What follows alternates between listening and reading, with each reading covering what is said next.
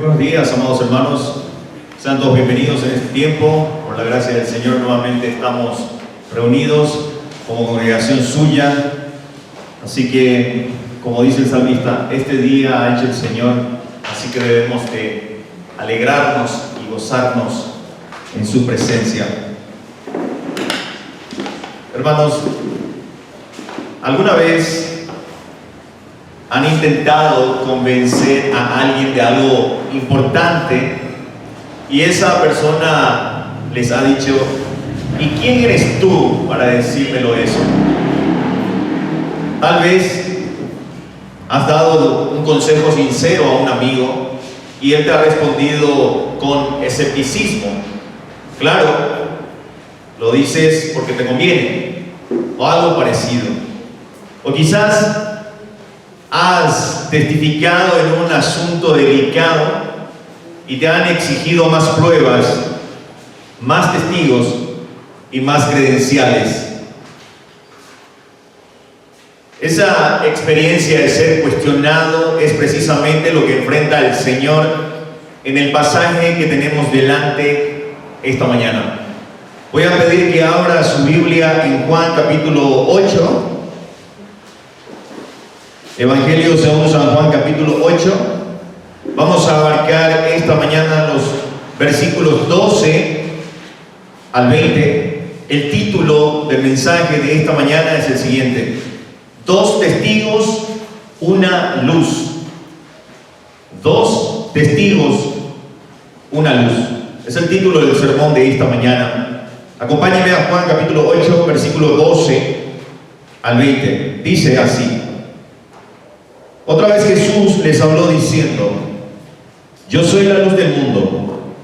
El que me sigue no andará en tinieblas, sino que tendrá la luz de la vida. Entonces los fariseos le dijeron: Tú das testimonio acerca de ti mismo. Tu testimonio no es verdadero. Respondiendo Jesús y les dijo: Aunque yo doy testimonio acerca de mí mismo, mi testimonio es verdadero, porque sé de dónde he venido y a dónde voy, pero vosotros no sabéis de dónde vengo ni a dónde voy.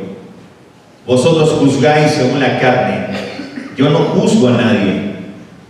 Y si yo juzgo, mi juicio es verdadero, porque no soy yo solo, sino yo y el que me envió, el Padre. Y en vuestra ley está escrito que el testimonio de dos hombres es verdadero. Yo soy el que doy testimonio de mí mismo, y el Padre que me envió da testimonio de mí. Ellos le dijeron: ¿Dónde está tu Padre? Respondió Jesús: Ni a mí me conocéis, ni a mi Padre. Si a mí me conocieseis, también a mi Padre conoceríais. Estas palabras habló Jesús en el lugar de las ofrendas, enseñando en el templo, y nadie le prendió, porque aún no había llegado su hora. Oremos. Padre bendito, gracias Señor por una oportunidad más que nos das de reunirnos como congregación tuya. Mi Dios, gracias porque tú de antemano has preparado este día para nosotros deleitarnos en tu presencia, Señor. En este momento queremos adentrarnos a tu palabra, queremos reflexionar en ella, Señor. Padre amado, te pido que nos des entendimiento necesario para nosotros comprender las maravillas de tu ley. Mi Dios, abre nuestro entendimiento, abre nuestros corazones, redarguye, Señor, todo nuestro ser. Y mi Dios, que este tiempo sea de agrado tuyo. Límpianos de toda maldad, de todo pecado. Que tu Espíritu Santo tome el control esta mañana, de principio a fin. Y tu mismo Espíritu Santo me use también como instrumento, Señor. Gracias por este tiempo, Señor. Ora así en el nombre de Cristo Jesús. Amén. Dos testigos, una luz. Amados hermanos, en el versículo 12, sin ningún tipo de rodeos, Cristo dice: Yo soy la luz del mundo. Cristo no dice que trae la luz, no dice Cristo que refleja la luz, dice que Él mismo es la luz. Pero sus oyentes, los fariseos, los maestros de Israel, no están dispuestos a aceptar esa afirmación sin objeciones. Y la objeción que levantan no es menor. Para nada es menor. En el versículo 13 le dicen: tú das testimonio de ti mismo, por lo tanto tu testimonio no es verdadero. Y aquí debemos de detenernos un momento, amados hermanos, porque en apariencia los fariseos tienen razón. La ley de Moisés es clara. Por ejemplo, en Deuteronomio 19:15 dice: en boca de 2 o 3 testigos se establecerá un asunto. Entonces, aparentemente los fariseos tienen razón.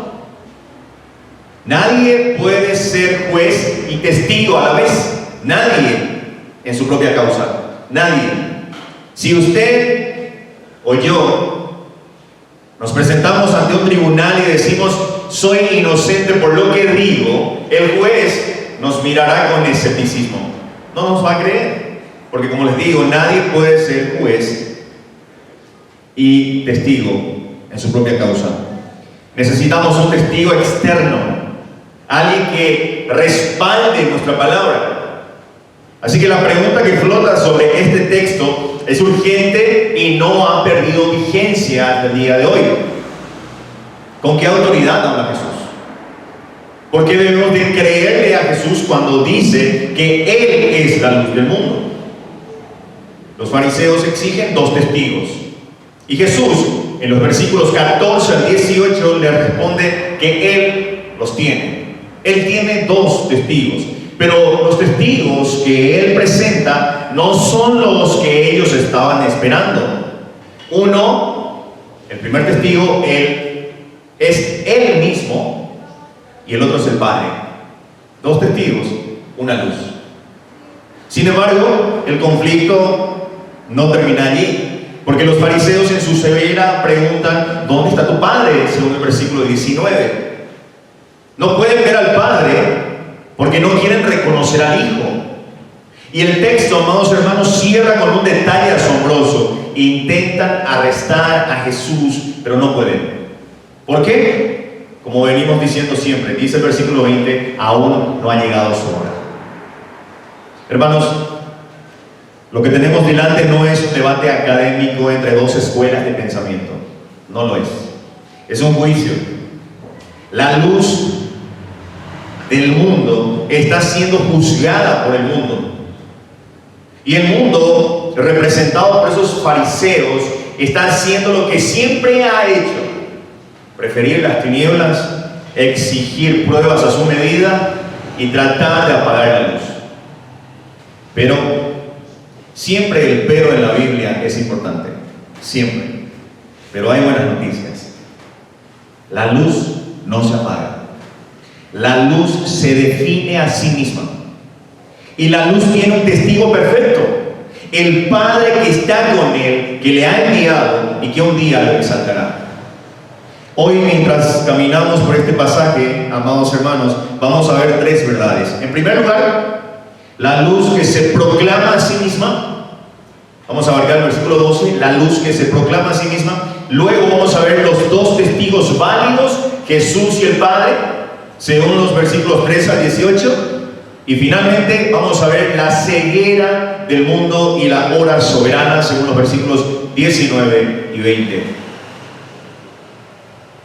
Mi oración es que al terminar no nos quedemos como los fariseos, exigiendo pruebas, pero negándonos a ver, sino que por la gracia de Dios sigamos a esta luz. Porque el que sigue a Jesús no anda ni andará en tinieblas, sino que tiene la luz de la vida. Amén. Vamos a desarrollar el primer punto. La luz se proclama a sí misma. Fíjense nuevamente lo que dice el versículo 12. La luz se proclama a sí misma, es el primer punto. Otra vez Jesús les habló diciendo: yo soy la luz del mundo. El que me sigue no andará en tinieblas, sino que tendrá la luz de la vida. Para entender por qué Juan coloca esta declaración precisamente aquí, debemos recordar lo que acaba de suceder. En el capítulo 7, Jesús estaba en la fiesta de los tabernáculos, ¿se acuerdan? Una de las grandes celebraciones judías.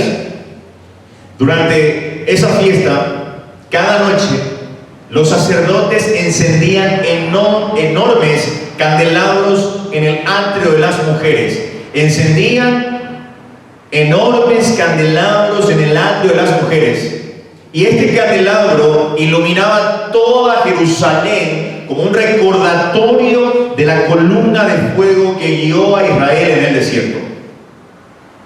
Era un símbolo de la presencia de Dios en medio de su pueblo. El candelabro, la luz. Y ahora en Juan 8:12 Jesús toma esa imagen viva, esa luz que los judíos acaban de presenciar durante 7 noches, y les dice: yo soy la luz. No soy una luz entre muchas, no soy un reflejo de otra luz superior. Jesús dice: yo soy la luz del mundo. Lo que la columna de fuego fue para Israel en el desierto, ese precisamente soy yo. Soy luz para todo el mundo. La intención aquí del autor al registrar esto es inequívoca, amados hermanos. Él es la manifestación visible de la gloria de Dios, Cristo Jesús. Es la manifestación visible de la gloria de Dios. Y nótese cómo lo dice. Otra vez Jesús les habló. Eso no es un detalle menor. Jesús no se rinde ante el escepticismo de los fariseos en el versículo anterior. No calla porque lo cuestionan. No lo hace. Al contrario, en el momento mismo, amados hermanos, en que acaba de ser desafiado por los fariseos, en el versículo 52 del capítulo 7, los fariseos los desprecian. Y en el versículo 13 dirán que su testimonio es falso. Jesús responde con la declaración más alta sobre sí mismo. Jesús no se disculpa. Jesús no minimiza el mensaje. Jesús no matiza. No dice Jesús: yo soy como una luz. Jesús no dice: yo traigo una luz. No dice: yo soy la luz del mundo. Es el mismo lenguaje de Éxodo, por ejemplo, 3:14, donde Dios se revela a Moisés como el yo soy. Yo soy. Cristo aquí, al declarar esto, está reclamando, amados hermanos, para sí la identidad del Dios del Antiguo Testamento. No es para nada menor. Ahora bien, ¿qué implica esta luz, amados hermanos? Jesús mismo lo explica en el resto del versículo. El que me sigue no andará en tinieblas, sino que tendrá la luz de la vida. Observemos con cuidado, amados hermanos.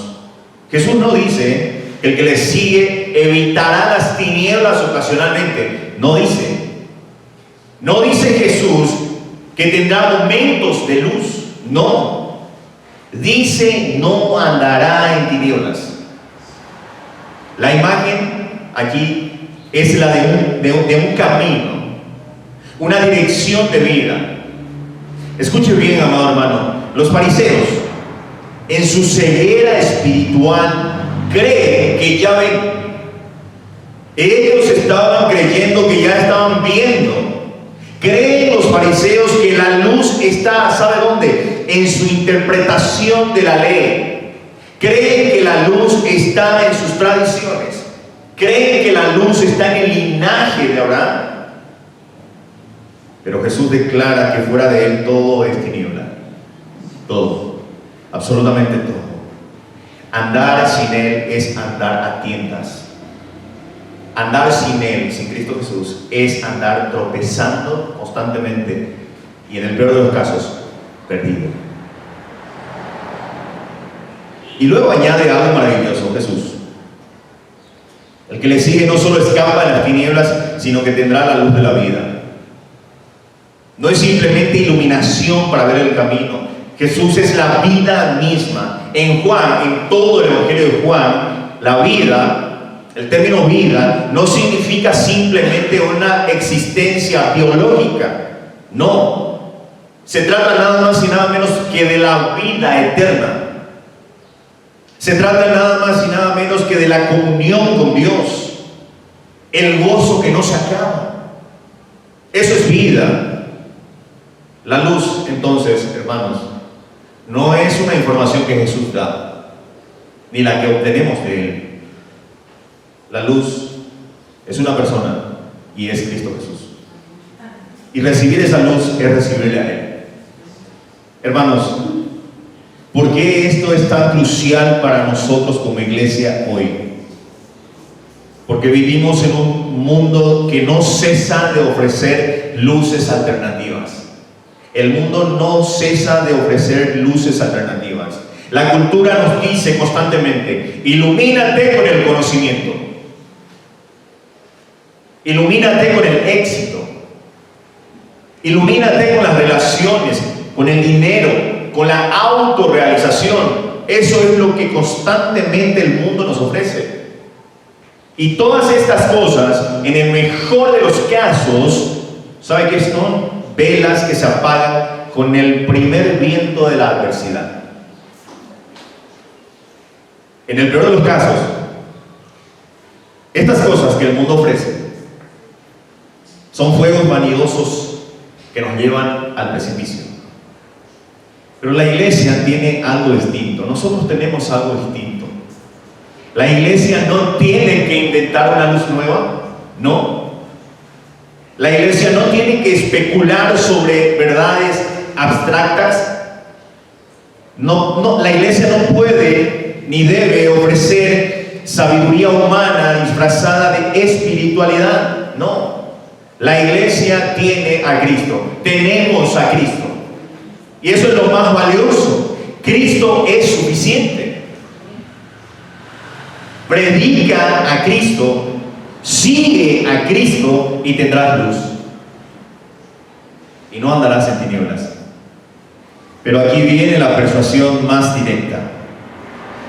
¿Tú estás siguiendo esta luz?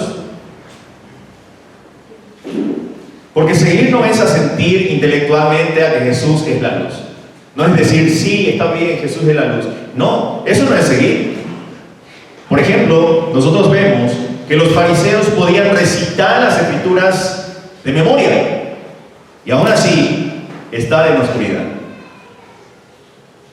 Seguir a Jesús, seguir esta luz, es caminar detrás de Él, es confiar en su dirección. Seguir a Jesús implica abandonar tus propios caminos iluminados por ti mismo. Quizás hoy hay alguien aquí que ha estado tratando de iluminar su propia vida con buenas obras. Quizás aquí hay alguien que ha tratado de iluminar su vida con su religiosidad, quizás con su moralidad. Y quizás en el fondo sabes que sigues tropezando. La invitación de Jesús no es mejora tu luz, no, es sígueme a mí. Esa es la invitación de Jesús. Mira de nuevo el versículo 12. No dice el que viva bien tendrá luz, dice el que me sigue. La luz, amados hermanos, a la luz de esta escritura, valga la redundancia, es una persona y no es un programa. Y la promesa es para todo el que se vuelve a Él: no andarás en tiniebla. Ojo, esto no significa que no habrá dificultades. Esto no significa que no habrá dudas, que no habrá pruebas.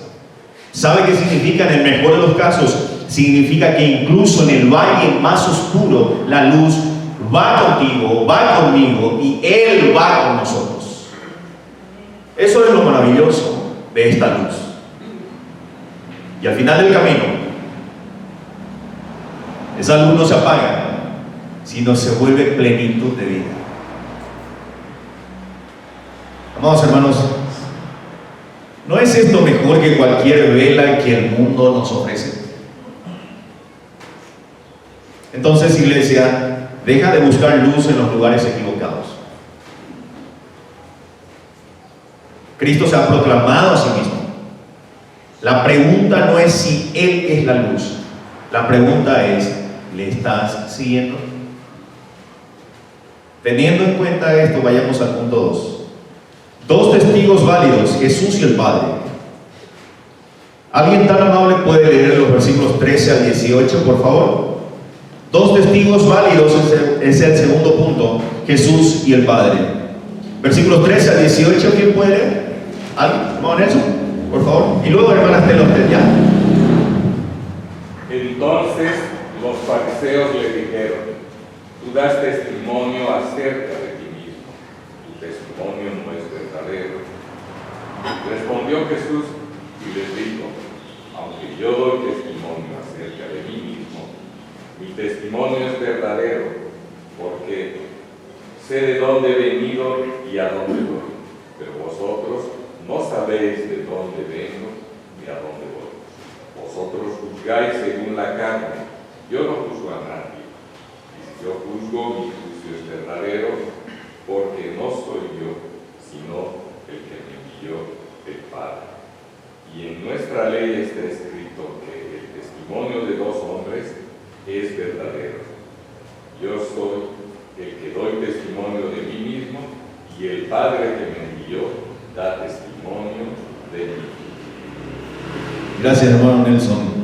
Dos testigos válidos, Jesús y el Padre.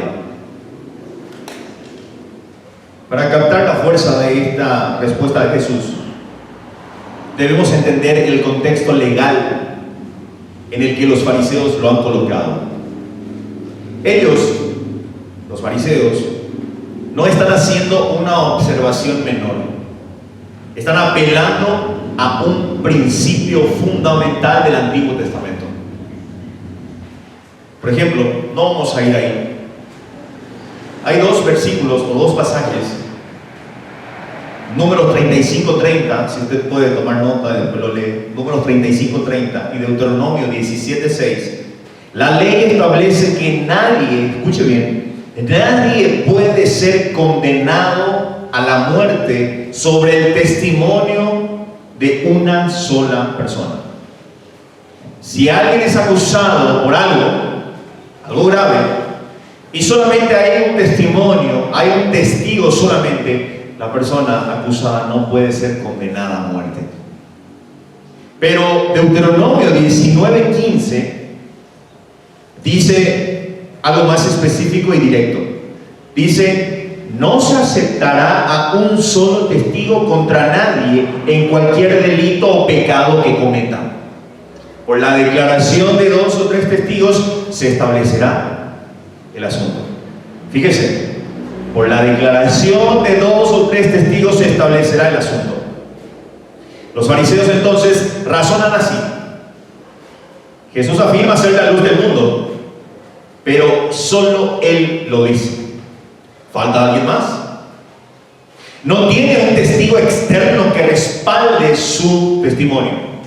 Por lo tanto, según nuestra ley, es lo que dicen los fariseos, su testimonio no es válido. En apariencia, el argumento que presentan los fariseos es sólido y válido. Porque nuevamente ellos recurren a la ley.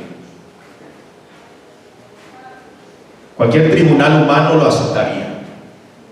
Pero Jesús siempre sorprende. Y Jesús no responde disculpándose ni retirando su afirmación. En lugar de eso, hace algo sorprendente. Acepta, en primer lugar, el principio de los dos testigos. Pero Cristo Jesús redefine quiénes son esos testigos. El primer testigo dice: soy yo mismo. El segundo testigo es el Padre que me envió. Y entonces lanza una afirmación que sus oyentes no pueden aceptar. Su propio testimonio es verdadero porque él sabe de dónde ha venido y a dónde va. Los fariseos juzgan según la carne, según el versículo 15, lo que significa que usan criterios humanos, que usan criterios visibles, que usan criterios empíricos. Exigen un testigo que puedan ver, que puedan tocar, que puedan interrogar. Jesús, en cambio, opera con una autoridad trascendente. Él sabe de dónde viene, del Padre, del cielo, y es ahí a donde va, de regreso al Padre, a través de ¿dónde? De la cruz y de la resurrección. Su testimonio entonces es verdadero, no porque tenga un testigo humano, sino porque él mismo tiene acceso, ¿sabe qué?, a una realidad mucho mayor, a una realidad divina. Y aquí hay algo mucho más profundo. Jesús no está en contra de la ley. Jesús no dice que la ley de Moisés sea mala. Está diciendo, ¿sabe qué, amado hermano?, que la ley apunta a él. La ley exigía 2 testigos para establecer un asunto humano. Pero el asunto que está en juego aquí no es un asunto humano cualquiera. Es la identidad del Hijo de Dios y su misión redentora. Para este asunto el testimonio del Padre es suficiente. ¿Y cómo testifica el Padre si no está presente? No solo es la voz desde el cielo en el bautismo de Jesús: este es mi Hijo amado en quien tengo complacencia. No solo en la transfiguración en Mateo 17:5, sino más bien testifica principalmente a través de las obras que Jesús hace. Los ciegos ven, los cojos andan, los muertos resucitan. ¿Qué más testigo extraordinario que tenemos delante? Estas obras son el testimonio del Padre según Juan 5:36. Pero hay algo aún más glorioso en esto, amados hermanos. Jesús dice: yo no juzgo a nadie, según el versículo 15. Luego añade: si yo juzgo, mi juicio es verdadero. ¿Acaso esto es una contradicción? No, en absoluto, no lo es. Lo que Jesús quiere decir es que su primera venida no es para ejercer un juicio condenatorio, no. Él vino a salvar, según Juan 3:17. Sin embargo, amados hermanos, su palabra misma ya es juicio. Quien la rechaza se condena a sí mismo. A sí mismo. Y cuando Él juzgue finalmente, no lo hará solo, sino que lo hará con el Padre en perfecta unidad. Jesús es el punto de encuentro entre el cielo y la tierra. En Él el Padre testifica. En Él el juicio es justo. En Cristo la ley se cumple. Los fariseos, amados hermanos, buscaban 2 testigos humanos. Jesús les ofrece 2 testigos divinos: Él mismo y el Padre. Y el Padre, al resucitar a Jesús de entre los muertos, daría el testimonio final y sellaría la verdad de todo lo que Él había dicho. Ahora, hermanos, ¿qué significa esto para nosotros como iglesia hoy? Significa que nuestra fe no descansa sobre un testimonio débil o muerto. La fe cristiana, amados hermanos, no es un salto en la oscuridad, no, como algunos bien lo suponen.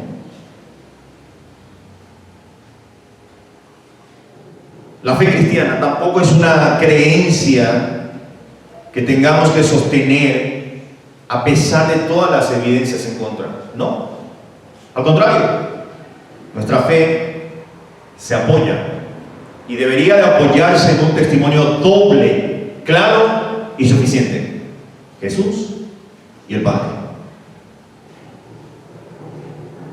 Estos 2 testigos son más que suficientes. Pero aquí viene la persuasión más directa para nosotros. ¿A quién estás escuchando? Los fariseos tenían la ley, conocían los textos. Los fariseos podían citar las escrituras, podían citar a Moisés, podían citar a los profetas. Sin embargo, cuando el mismo Dios, a quien esos textos señalaban, se puso delante de ellos, no lo reconocieron. ¿Por qué? Porque según el versículo 15, los fariseos juzgaban según la carne. Querían un testimonio humano, visible, bajo el control de ellos. Pero Dios no se somete a nuestros criterios de verificación. No. Dios no se somete a nuestros criterios de verificación.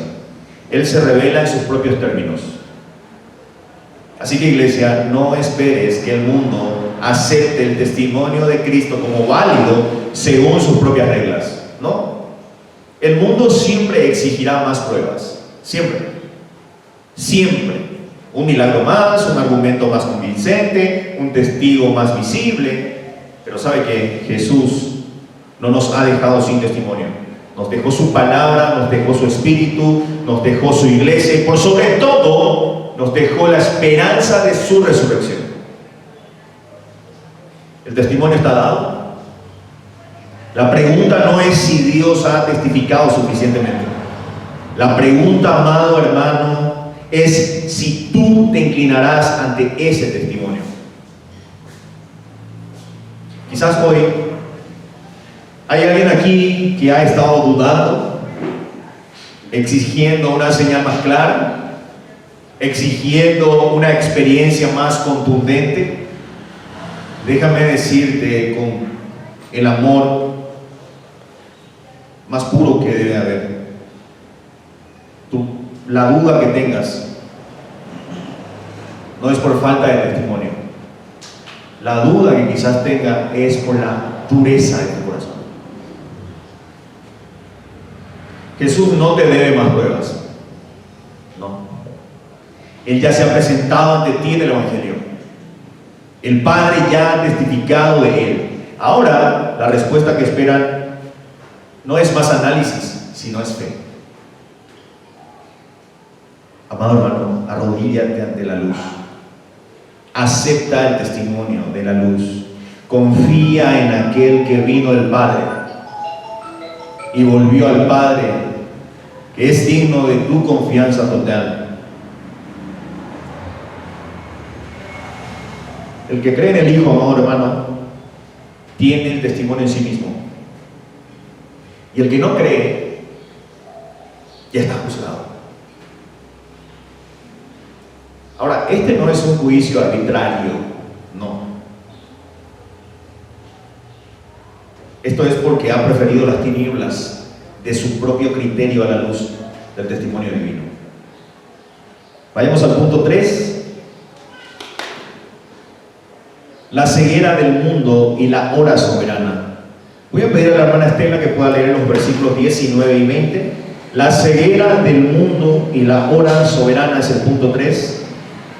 Ellos le dijeron: ¿dónde está tu Padre? Respondió Jesús: ni a mí me conocéis ni a mi Padre.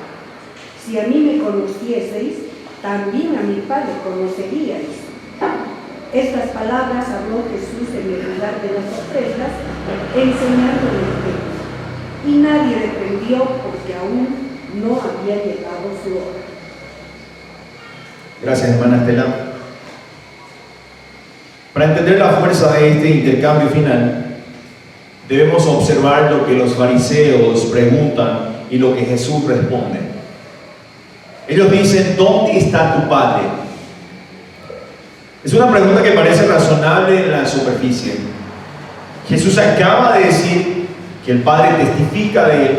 Así que ellos preguntan por la ubicación de ese testigo. ¿Dónde está? Quieren ver al Padre, quieren interrogarlo. Quieren que el Padre salga detrás del telón y presente credenciales visibles. Pero aquí hay un tono burlón en la pregunta de los fariseos. Ellos saben que José, el padre terrenal de Jesús, a esa altura ya había muerto. Ellos saben que a esa altura José, el padre terrenal de Jesús, ya había muerto. Saben que María está en algún lugar, pero no es a ella a quien Jesús se refiere. Así que, en realidad están diciendo: Jesús, dices que tienes un Padre celestial que testifica de ti. Muy bien, tráelo, hazlo aparecer, demuéstralo. Es la misma exigencia que los seres humanos han lanzado a Dios desde el principio. Muéstrame una prueba que yo pueda controlar o que yo pueda creer.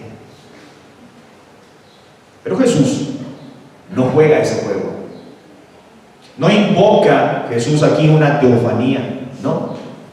No hace Jesús descender fuego del cielo, no.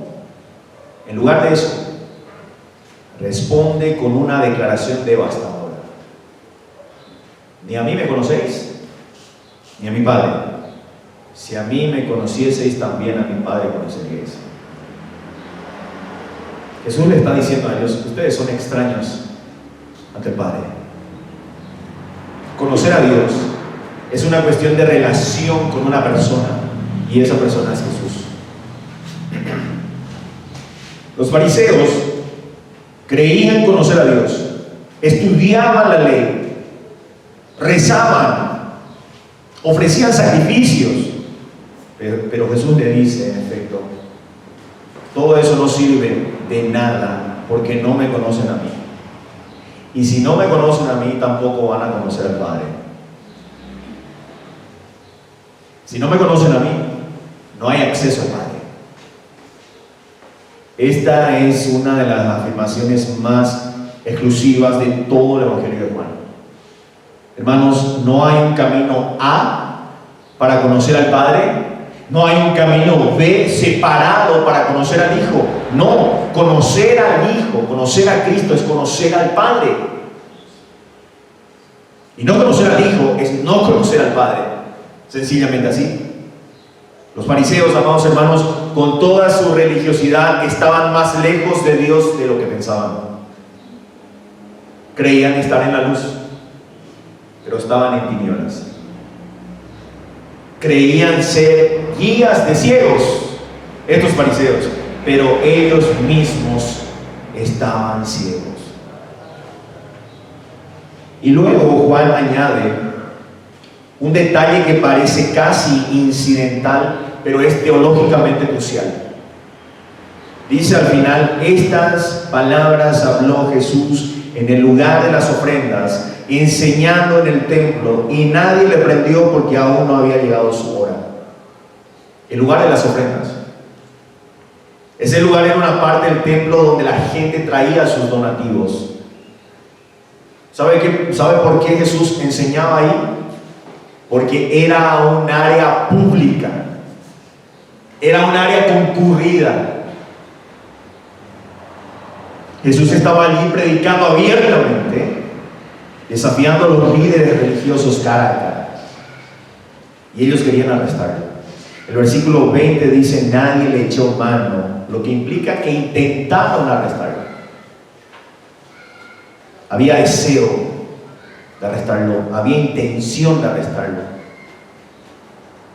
No fue el miedo a las represalias romanas, amados hermanos, esto fue algo mucho más profundo. No le echaron mano, no le arrestaron porque aún no había llegado su hora. Esta frase, su hora, hemos venido viendo constantemente. Un teólogo decía que la hora o su hora en el Evangelio de Juan es el hilo dorado de todo el Evangelio. ¿Por qué? Porque Dios, a través de Cristo, ha actuado precisamente en el tiempo correcto y perfecto. La hora de Jesús en todo su Evangelio y en toda su vida no es un concepto cronológico, es un concepto teológico. La luz, amados hermanos, tiene su hora. Por más de que los fariseos a esa altura querían apresar, apagar la luz, no podían. ¿Sabe por qué estaban limitados? Por la soberanía del Padre. Ese testigo que vimos en el pasaje anterior.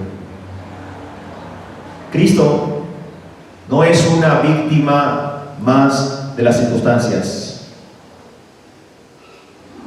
Cristo es el Señor soberano que camina hacia su hora en el momento exacto que el Padre ha establecido.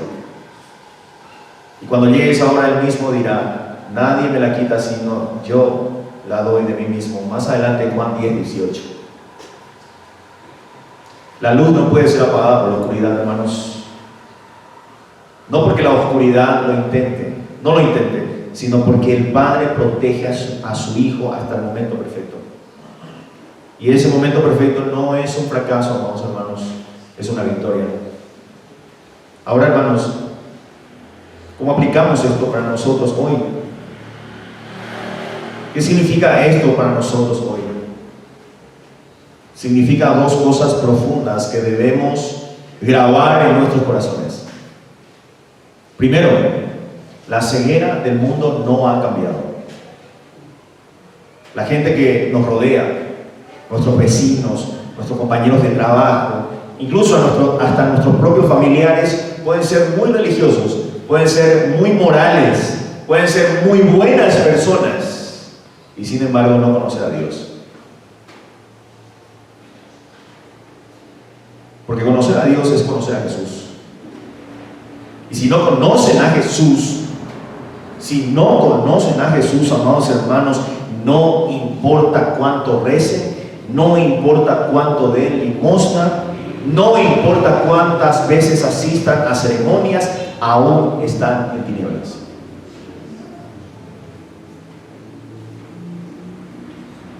Esto no debe llevarnos a ningún tipo de arrogancia,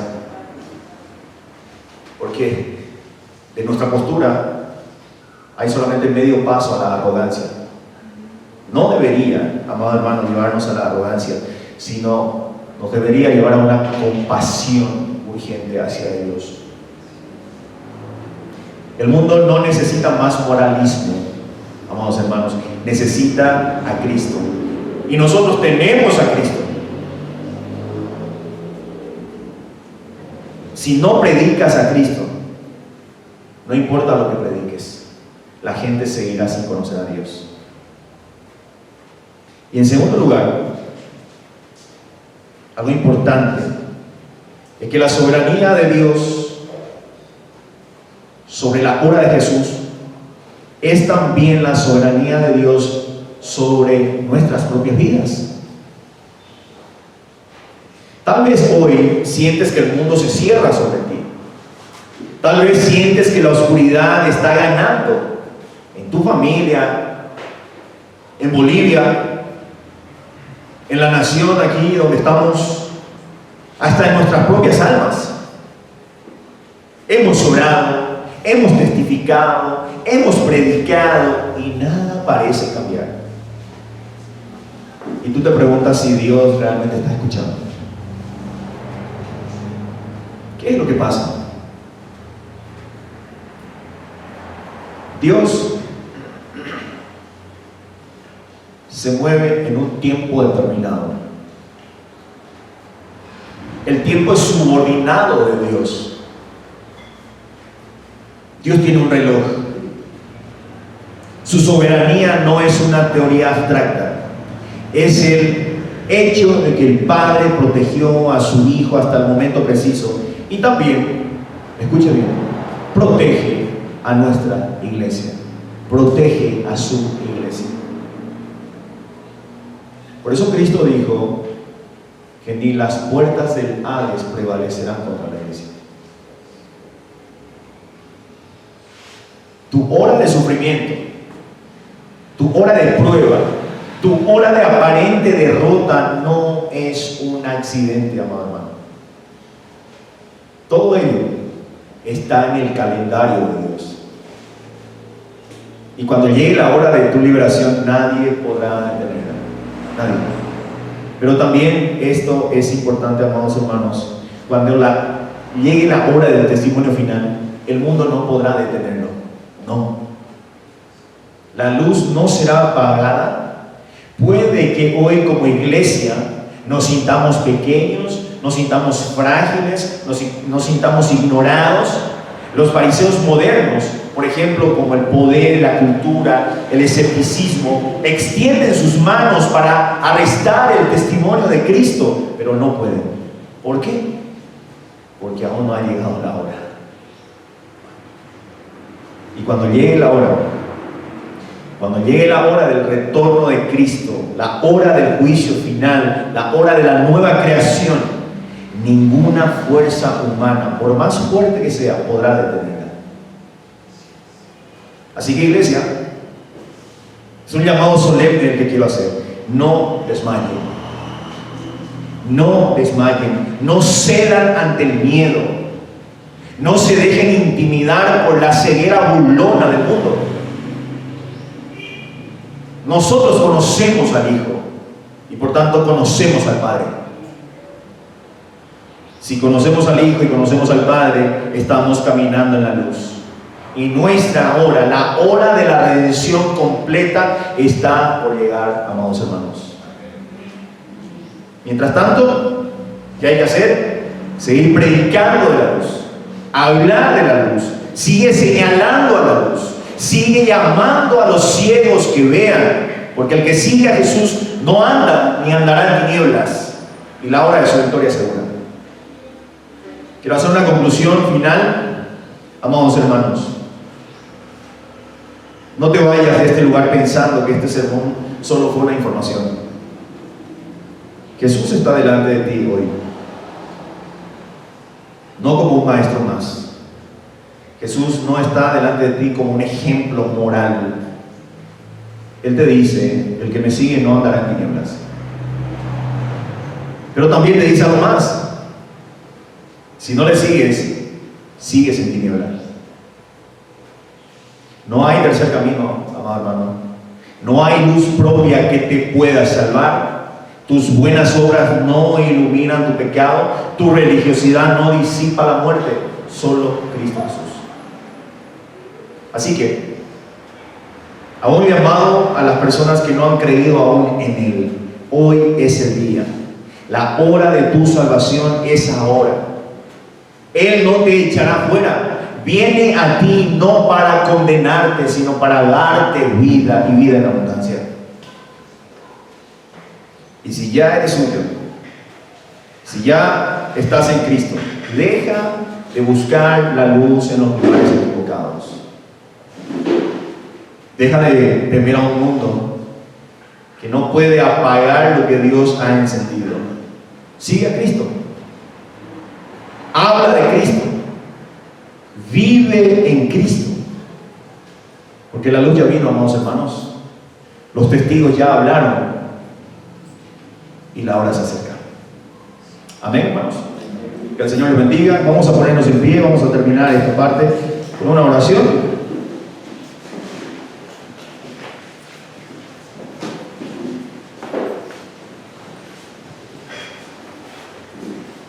Oremos. Padre Celestial, amado Dios, gracias, Señor, por tu iglesia. Gracias, Señor, porque tú nos bendices y somos privilegiados de poder adentrarnos a tu palabra. Gracias, Señor, porque hemos visto verdades asombrosas del testimonio tuyo en tu Hijo Jesucristo. Mi Dios, ayúdanos a seguir a esta luz que realmente es maravillosa para nosotros. Padre amado, te pido que tu luz esté sobre tu iglesia. Bendícenos, Señor, danos gracia, aviva nuestros corazones, aviva este barrio, esta nación, Señor, y tengan temor reverente de ti, Señor.